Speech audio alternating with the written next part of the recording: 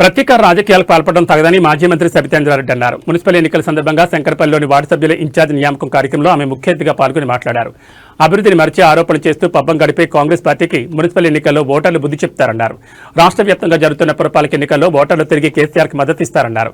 ప్రత్యేక రాష్ట్ర ఏర్పాటు కృషి చేసిన కేసీఆర్ను అవమానిస్తూ అధికారులు అనుసరిస్తున్న తీరు మంచిది కాదని హెచ్చరించారు. రైతు బంధు ఎగ్గొట్టింది ప్రభుత్వం. మళ్ళీ ఇప్పుడు డిసెంబర్లో వేయాల్సిన రైతు బంధు కూడా ఇప్పటి వరకు ఊసు లేదు.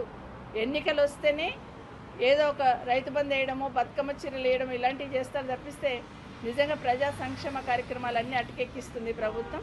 కాబట్టి ఇప్పటికైనా అందరూ కూడా మున్సిపాలిటీలో ఇప్పుడు ఎన్నికలు జరుగుతున్న పట్టణ ప్రాంతాలలో ఉన్న ప్రజలందరూ కూడా విజ్ఞప్తి, ఈ ప్రభుత్వం వాళ్ళు ఇచ్చిన హామీలు నెరవేర్చేటట్టు. ఈరోజు రాష్ట్రంలో 2 సంవత్సరాల నుండి చూస్తూ ఉంటాయి ప్రజల సమస్యలు గాలికి వదిలేసి ప్రజాపాలన అనే పేరు మీద అధికారంలోకి వచ్చి ప్రతీకార పాలన నడిపిస్తున్న సందర్భం ఈరోజు చూస్తూ ఉన్నాం. నిన్నగాక మొన్న కేసీఆర్ గారికి ఫోన్ ట్యాపింగ్ కేసులో నోటీస్ ఇస్తే తప్పకుండా సహకరిస్తాను, మున్సిపల్ ఎన్నికలు ఉన్నాయి, మరొక టైం ఇవ్వండి, అది కూడా ఎర్రవల్లి ఫామ్ హౌస్లో అవకాశం ఇవ్వండి అని కేసీఆర్ గారు అడగడం జరిగింది. కానీ ఒక్కరోజు గ్యాప్ ఇచ్చేసి ఇమ్మీడియట్గా మళ్ళీ నిన్న వాంటెడ్గా అంటే ఒక ప్రతీకార చర్యగా, కక్ష సాధింపు చర్యగా నిన్న కేసీఆర్ గారికి మరొక్కసారి సిట్ నోటీస్ ఇవ్వడం జరిగింది. 2 సంవత్సరాలు అయింది ఫోన్ ట్యాపింగ్ కేసు పెట్టి, కానీ 2 సంవత్సరాల నుండి తొందర ఏం లేదు. కానీ మున్సిపల్ ఎలక్షన్స్ వచ్చున్నాయి, ఓడిపోతామనే భయంతో ఇష్యూ డైవర్షన్ కోసం ఈరోజు కేసీఆర్ గారికి మరొక్కసారి నోటీస్ ఇవ్వడం అనేది చాలా బాధాకరం. మొదటిసారి సిట్ నోటీస్ ఇవ్వడమే బాధాకరం అంటే పెద్దల డైరెక్షన్తో ఈ ప్రభుత్వ పెద్దల ముఖ్యమంత్రి గారి నాయకత్వంలో పనిచేస్తున్న పోలీస్ డిపార్ట్మెంట్కి మాజీ ముఖ్యమంత్రి గారు, ప్రస్తుత ప్రతిపక్ష నాయకుడు, ఒక 14 సంవత్సరాలు ఉద్యమం చేసిన నాయకుడు అడ్రస్ మాత్రం తెలియదట. ఇది ఈ రాష్ట్రంలో పాలన ఎట్లా నడుస్తుంది అనేదానికి చాలా క్లియర్గా కేసీఆర్ గారు చాలాసార్లు చెప్పారు. అసలు ముఖ్యమంత్రి గారికి కానీ టెలిఫోన్ ట్యాపింగ్ కానీ సంబంధం ఉండదు, అధికారులు అందులో పోలీస్ డిపార్ట్మెంట్లో ఒక వింగ్ పనిచేస్తుంటుందని చాలా క్లియర్గా చెప్పినా కూడా ఏదో ఒక రకంగా కేసీఆర్ గారికి మరక అంటించాలని, కేసీఆర్ గారిని తెలంగాణ రాష్ట్ర ప్రజలలో చులకన చేయాలనే ప్రయత్నంతోనే ఈ టెలిఫోన్ ట్యాపింగ్ కేసు పెట్టడం జరిగింది. ఈరోజు తెలంగాణ సమాజం అంతా కూడా ఈరోజు కేసీఆర్ గారికి ఇచ్చిందని తృప్తి పడుతున్నారు కాంగ్రెస్ పార్టీ వాళ్ళు, కానీ ఈరోజు తెలంగాణ సమాజం అంతా బాధపడుతూ ఉంది. ఏం తప్పు చేశారు కేసీఆర్ గారు? ఎందుకు నోటీస్ ఇచ్చారు? ఎక్కడ ఫోన్ ట్యాపింగ్ చేసిందని ఎక్కడ మీకు రుజువు దొరికింది? నిజంగా ఫోన్ ట్యాపింగ్ చేయమని ముఖ్యమంత్రి గారు, ఆ రోజున్న ముఖ్యమంత్రి గారు కేసీఆర్ గారు ఆదేశిస్తే చేయించింది ఎవరు? అసలు ఫోన్ ట్యాపింగ్ చేయమని ఎవరు ఆర్డర్ ఇస్తారు? ప్రిన్సిపల్ సెక్రటరీ, హోమ్ ఇస్తారు. మరి వాళ్ళని ఎందుకు విచారిస్తలేరు?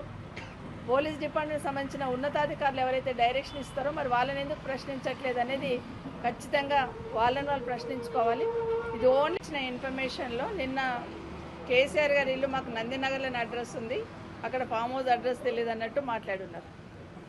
కానీ ఇప్పటికే రాష్ట్ర ప్రభుత్వం తరఫున మంత్రులు 2 సార్లు కేసీఆర్ గారు ఎర్రవల్లి ఫామ్ హౌస్ దగ్గరికి వెళ్ళి, పొన్నం ప్రభాకర్ గారు తెలంగాణ తల్లి విగ్రహావిష్కరణలో అక్కడికి వెళ్ళి ఇన్విటేషన్ ఇచ్చారు.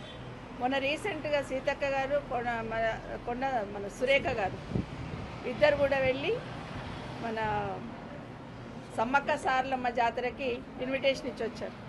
ఒక మీటింగ్లో ముఖ్యమంత్రి గారు, ఐ థింక్ మహబూబ్ నగర్ మీటింగ్లో అనుకుంటా, కేసీఆర్ గారిని అక్కడ ఫామ్ హౌస్లో పెట్టి చుట్టూ నా పోలీసులనే పెట్టినా అన్నాడు. మరి ఇప్పుడున్న పోలీసులకి రేవంత్ రెడ్డి గారు హోంమంత్రిగా, ముఖ్యమంత్రిగా ఆయన దగ్గర పనిచేస్తున్న పోలీసులకి కేసీఆర్ గారు అడ్రస్ తెలియదు అనడం చాలా బాధాకరం. అంటే ఒక రకమైన అవమానం చేసే పరిస్థితులలో మాట్లాడుతున్నారు. ఎంత అవమానం చేసి మాట్లాడినా, కేసీఆర్ గారి మీద ఎంత బురద జల్లాలని ప్రయత్నం చేసినా, కేసీఆర్ గారి స్థాయి ఎంత తగ్గించాలని ప్రయత్నం చేసినా, ఈ తెలంగాణ రాష్ట్రంలో సూర్యచంద్రులు ఉన్నంతకాలం కేసీఆర్ గారి పేరు శాశ్వతంగా ఉంటుంది. అది రేవంత్ రెడ్డి గారు గుర్తుపెట్టుకోవాలి. మన నీళ్లు మనకు కాకుండా పక్క రాష్ట్రానికి పోతున్నాయి. మీరు కావాలని ఈ రాష్ట్రానికి అన్యాయం చేస్తున్నారు తెలంగాణకని నేను హరీష్ రావు గారు చాలా గట్టిగా మాట్లాడేసరికి ఆ ఇష్యూని డైవర్ట్ చేయడానికి మళ్ళీ కేసీఆర్ గారికి రెండోసారి నోటీస్ ఇచ్చింది అనేది స్పష్టంగా అర్థమవుతుంది. ఏదన్నా ఒక సమస్య వస్తే, ఏదన్నా ఒక అవినీతి జరిగింది ప్రభుత్వం అని ప్రతిపక్షంగా ఉన్న బీఆర్ఎస్ పార్టీ ఎత్తి చూపగానే ఇమీడియట్గా సిట్ నోటీసులు ఇచ్చి డైవర్ట్ చేయాలనే ప్రయత్నం ఈ రాష్ట్రంలో జరుగుతూ ఉంది. డైవర్షన్ పాలిటిక్స్ ఎన్ని చేసినా కూడా ఈ రాష్ట్రంలో కేసీఆర్ కావాలని తెలంగాణ ప్రజలందరూ కోరుకుంటా ఉన్నారు. ఎందుకంటే అడగకుండానే రైతు బంధు ఇచ్చాడు, అడగకుండానే రైతు బీమా ఏర్పాటు చేశాడు, అడగకుండానే మిషన్ భగీరథ లాంటి కార్యక్రమాన్ని తీసుకొచ్చారు, మాట ఇవ్వకుండానే కళ్యాణ లక్ష్మి లాంటి కార్యక్రమాన్ని తీసుకొచ్చారు. ఇట్లా ఒకటి కాదు, గురుకులాలు ఒక 1100 గురుకులాలు ఏర్పాటు చేశారు.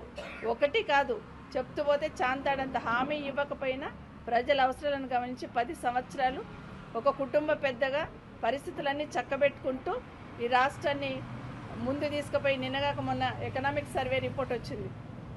10 సంవత్సరాలు కేసీఆర్ గారి పాలనలో ఈ రాష్ట్రం ఎట్లా ఉండిందనేది